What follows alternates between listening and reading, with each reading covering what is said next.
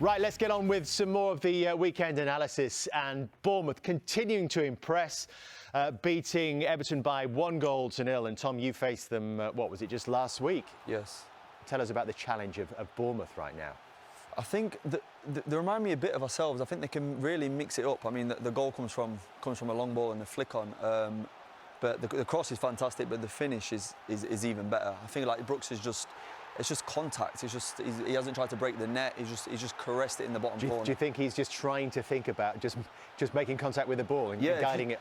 Yeah, if you see his eyes, they literally light up here, and his balance, everything's right. The posture, it's a beautiful finish into the far corner, and deserves to win any game. Very impressive. Bournemouth going from strength to strength under Andoni Iraola, and I'm afraid it's the opposite for Everton right now. We did say at the top that there is speculation right now about the future of Sean Dyche, and perhaps this helps to explain a little bit why. These are their last 10 results. One victory which came against Wolves in the middle of that run, but significantly they failed to score in 8 of those 10 games, failed to score in all of those 4 defeats. 4 of those draws are goalless draws as well. It is quite extraordinary. But we've had a little deeper dig, and it's not a new problem, this, for Everton. Open play goals since the start of last season. The next worst, West Ham United with 56. 30 below that are Everton, of the 17 ever-present Premier League sides. And look at the contrast. Liverpool, almost 4 times as many at the top there, 103 goals. Let's just show you what that looks like in a different graphic form. We like to throw these in from time to time, Tom, just to keep everyone on their toes. So Liverpool, Manchester City and Spurs, the real outliers in terms of just how many goals they've scored from open play. Then you sort of regress to this mean, which is what, between sort of 55 and 65 in this block here. So this is the next worst side from the start of last season. That's West Ham United, struggling to score open play goals. And here are Everton, all the way back here. This is a major, major issue, isn't it, Jamie? And it doesn't seem like Sean Dyche has the answers right now. No, I mean, when you think of a Sean Dyche team, you think they rely on set pieces a lot. They do.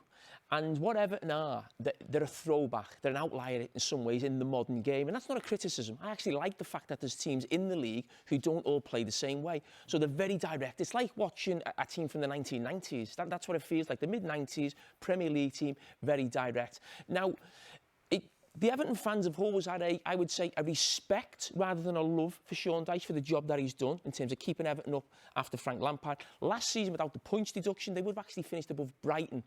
But this has been a real drop-off. And Sean Dyche mentioned something after the game yesterday about the fact that there was almost this big excitement around Everton going into this season because they'd had this great window.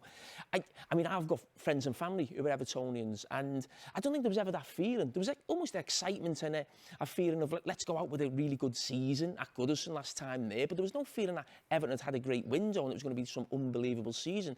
They just didn't want to be sort of fighting around the relegation zone, not far away from Ipswich. If you actually look at Ipswich's team, a lot of those players were in League One a couple of years ago. So I think Everton supporters just want a little bit more than that. But I want to look at a clip from the weekend. It wasn't just the fact that they lost at Bournemouth. They didn't have a shot on target. Now, I want to look at sort of reason why Everton have problems in open play. Now, this free kick we see a lot, and we've highlighted it a lot, and Everton have had real joy from Jordan Pickford in these situations, and Tarkowski winning the ball and then picking the second balls up. But when it drops into free play, and this ball comes to Ashley Young, straight away you've got players who are actually just thinking, put it back in the box. This is what I'm talking about, a throwback, maybe going back to the 90s. That's the first thought. It's not about can you play a ball in here, into the pockets, into someone's feet. No, everyone's just thinking, get the ball in the box. So they're on the right side. There's no one looking into these little pockets here. We talk about overloads. We talk about people having a box in midfield. That's not really the way Sean Dyche goes about it. And Dyche on that side, who's been fantastic for them. But again, look at Branthwaite, stays up. He's wanting that ball to come in. But there's no one looking to maybe play little combinations in these areas. Again, it's not the style of football. So they've gone from the right-hand side, they've now gone to the left-hand side, and they can't play. Because they don't look to play and get on the ball in those positions. So it goes back to the goalkeeper. And again, you don't see that so much in teams now, but really direct, turn over again. OK, it now drops at the centre-back Tarkowski's feet. Now, again, Can you get the ball in here, get turned, and then can we get it here out wide to Ndiaye? So you look there. No, they don't look for that. Right, straight away, you look up here now. Decore, I think it's Brozier. Decore just said, look at his arm out. He's saying, I want the ball in there.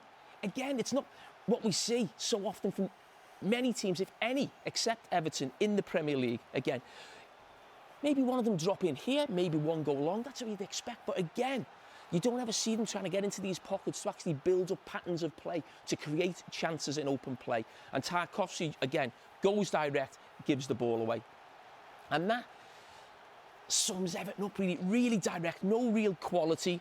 And yes, they get it here now. So we're talking about Sean Dyche, how he sets his team up, how he likes to play, the patterns of play of maybe getting players in these positions. Not really, but that is awful from Dyche. So there is a real lack of quality when you see them on the ball there, but it's probably not helped by the fact of maybe the style of Sean Dyche. Now, when you think of Sean Dyche's team, defensively, fantastic. Keep clean sheets, and that's how he'll try and keep Everton in the Premier League, as he has done in the last 2 years. But when you defend deep, your attacking threat a lot of the time is counter-attack.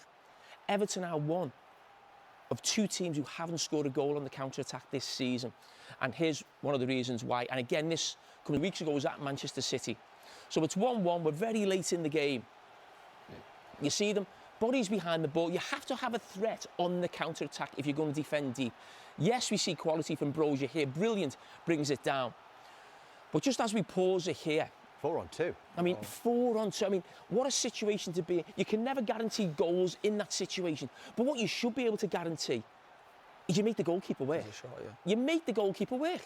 So we run it on now. And look at the position that they find themselves in now with Jack Harrison. So where he's actually taking his shot from here, now, with bodies in front of him. I mean, they've just had for a 4v2, and that ends up being the chance that This is interesting as well. This gives us the last 13 seasons in context for their goals per game and their XG per game. It highlighted in green are the 4 best seasons, in red the 4 worst seasons. So straight away your eye is drawn to these bottom 4 here. This is the last 4 seasons. The last 2 under Sean Dyche. That was Sean Dyche taking over from Frank Lampard. But that is the worst it has been this season, tracking at 0.79 per game. If you look at the XG, there is a slight difference because you see that his first full season in charge, 1.44, is second best. That's better than anything achieved by Carlo Ancelotti. But there has again been a drop-off, Jamie. Do Everton, if they are thinking of changing the manager, these are the reports, do they have to be careful? They are moving to a new stadium next season. They need to be in the Premier League. Well, there's definitely a divide with Everton supporters, and the divide is, do they want Sean Dyche to leave right now?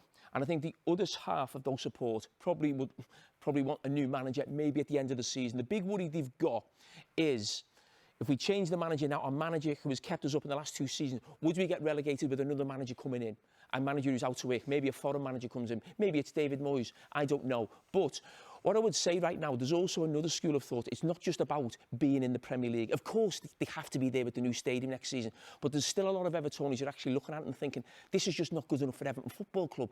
19 games this season, and they've only won 3. I mean, yes, for me, I would keep Sean Dyche in that position because I think it's almost a guarantee. The fact that they've got the stadium coming, it's imperative that they have to be in this division next season.